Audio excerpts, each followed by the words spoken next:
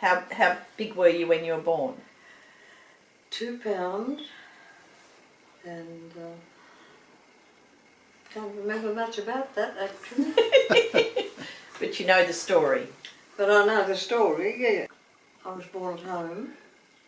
What year? In front of 1935. Kept in a shoebox in the kitchen with a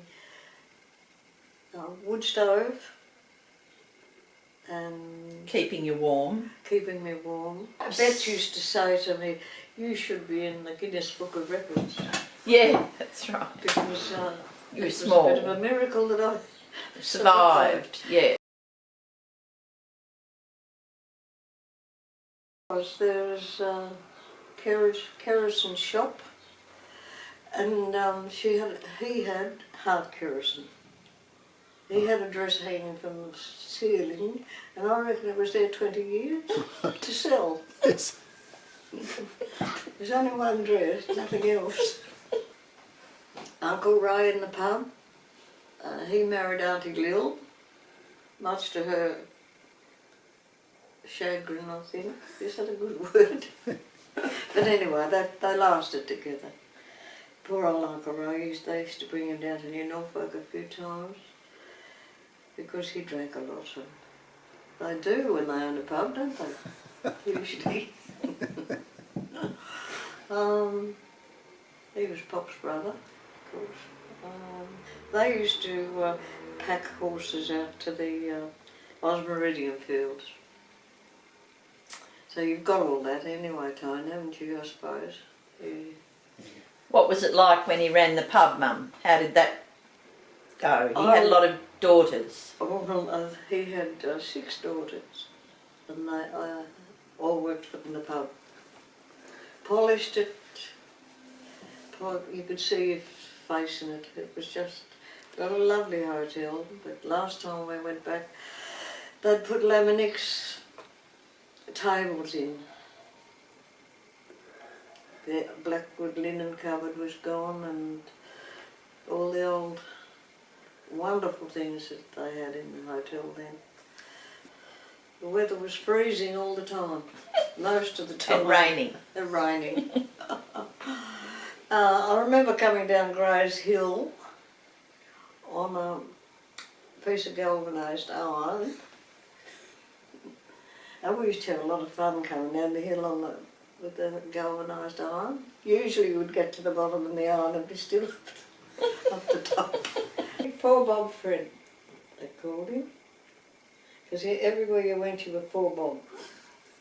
Four Bob Fred. Right. He was the first, I think the first in Rosebery to get a Holden. Right, yes. Yeah. What was the first Holden? 19... Oh, 50, 50 48 or something. Yeah, 48. Yep. Yes, Uncle Fred was the first one to get a Holden, and he'd take people to Williamsford, and they'd drink the night through, and then Freddie would go and get them. Poor Bob. And did you travel on Wee Georgie at all? Yes, we used to travel on to Wee Georgie. We played badminton at Tulla, and some of the fellas used to get off and walk because it was such a slow little train. And if they wanted to go to the toilet or anything, they'd just get off the train and then chase it. Right. And then we had to make our way back home in the dark. There was no lights. You say you get off at Barker's Crossing?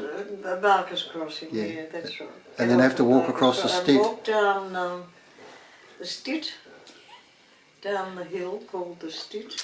And Mrs. Bennett fell over and rolled down the Stit. Tell us about rolled all the way down to the bottom, she did. Did she go in the water? Yes, she did. She fell in the water. And did Toddler go in after it? Everybody... She was with Mrs. Mackay, and Mrs. Mackay just yelled help, I think. Somebody flew into the water and dragged her out. Had they had a bit to drink? But, Have they had a bit to drink? yes, a lot. Well, I worked on the exchange with Josie McLaren and Dawny Bennett, I think. Dawny was on the exchange. And your mum, Yep. Bet, Yep. she was on the exchange. So what did you... Not all at once, only once. And we had one of the little young posties. They used to come on at 10 o'clock and sleep there. They put the bed down and sleep there. Mm. So did you ever listen in? Yes, most of the time. No privacy in those days. days. You see, young and silly, and didn't realise it was the wrong thing to do. The school was quite good, I remember, but I left at 15, I think, then, which was, there was no jobs. So I went to Rosebery, got on the, what's it called? Exchange. Telephone exchange. And we used to fight a lot with the Queenstown girls because we had to ring them up and say, could we have a line to Hobart, please? They said, no, you can't.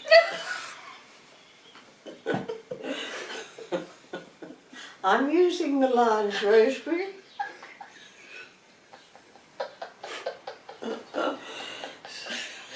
Not much has changed, has it?